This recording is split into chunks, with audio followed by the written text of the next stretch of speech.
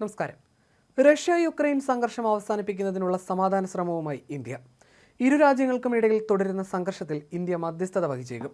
ചർച്ചകൾക്കായി ദേശീയ സുരക്ഷാ ഉപദേഷ്ടാവ് അജിത് ഡോവൽ മോസ്കോയിലേക്ക് പോകുമെന്നാണ് റിപ്പോർട്ട്. പ്രധാനമന്ത്രി നരേന്ദ്രമോദി റഷ്യയും യുക്രൈനും സന്ദർശിച്ച് രണ്ട് രാജ്യങ്ങളിലെയും പ്രസിഡന്റുമാരുമായി ചർച്ച നടത്തിയതിന് പിന്നാലെയാണ് അജിത് ഡോവലിന്റെ സന്ദർശനം. 2.5 വർഷത്തോളമായി നീണ്ടു നിൽക്കുന്ന റഷ്യ-യുക്രൈൻ യുദ്ധത്തിന് അറുതി വരുത്താൻ ഇന്ത്യയുടെ മധ്യസ്ഥത നിർണായകമാകുമെന്നാണ് കരുതപ്പെടുന്നത്. റഷ്യ-യുക്രൈൻ സമാധാന ചർച്ചകൾക്ക് മധ്യസ്ഥത വഹിക്കാൻ ഇന്ത്യ, ചൈന, ബ്രസീൽ എന്നീ രാജ്യങ്ങൾക്ക് സാധിക്കുമെന്ന് റഷ്യൻ പ്രസിഡന്റ് വ്ളാഡിമിർ പുടിൻ ഒരു അഭിമുഖത്തിനിടെ വ്യക്തമാക്കിയിരുന്നു. കഴിഞ്ഞ ജൂലൈയിൽ പ്രധാനമന്ത്രി നരേന്ദ്രമോദി റഷ്യ സന്ദർശിച്ചിരുന്നു. അന്ന് റഷ്യ-യുക്രൈൻ സംഘർഷം ചർച്ചയായിരുന്നു. ഇത് യുദ്ധത്തിന്റെ കാലമല്ല എന്നും മോദി റഷ്യൻ പ്രസിഡന്റ് വ്ളാഡിമിർ പുടിനോട് പറഞ്ഞിരുന്നു. തുടർന്ന് യുക്രൈനിലേക്ക് മോദി സന്ദർശനം നടത്തി. സമാധാനത്തിനുള്ള ഇന്ത്യയുടെ പ്രതിബദ്ധത യുക്രൈൻ പ്രസിഡന്റ് വ്ളാഡിമിർ സെലൻസ്കിയുമായി അദ്ദേഹം വ്യക്തമാക്കിയിരുന്നു. ഇതിനു പിന്നാലെ പ്രധാനമന്ത്രി നരേന്ദ്രമോദി വീണ്ടും പുടിനുമായി ഫോൺ സംഭാഷണം നടത്തിയിരുന്നു.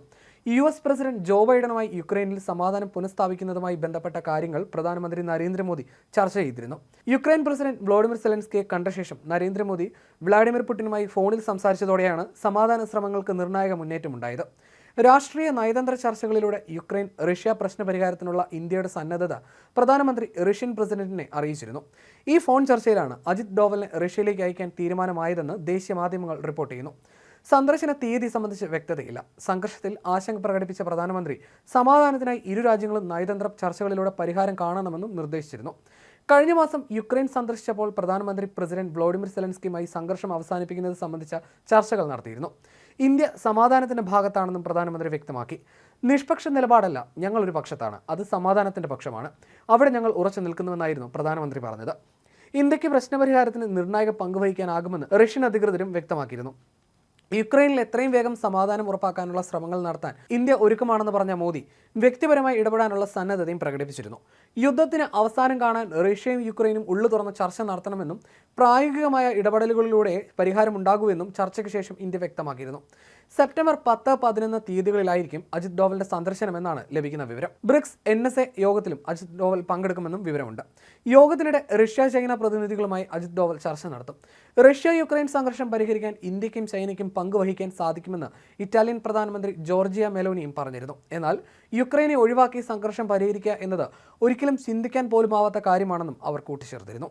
യുക്രൈൻ പ്രശ്നം ചർച്ച ചെയ്യുന്ന രാജ്യങ്ങളിലൊന്ന് ഇന്ത്യയാണെന്ന് റഷ്യൻ പ്രസിഡന്റ് വ്ളാഡിമിർ പുടിൻ കഴിഞ്ഞ ദിവസം പറഞ്ഞിരുന്നു. ഇന്ത്യ പ്രതിസന്ധി പരിഹരിക്കാൻ ആത്മാർത്ഥമായി ശ്രമിക്കുന്നുണ്ടെന്ന് പുടിൻ വ്യക്തമാക്കിയിരുന്നു. ഇതിന് പിന്നാലെയാണ് മെലോനിയുടെ പ്രതികരണവും പുറത്തു വന്നത്.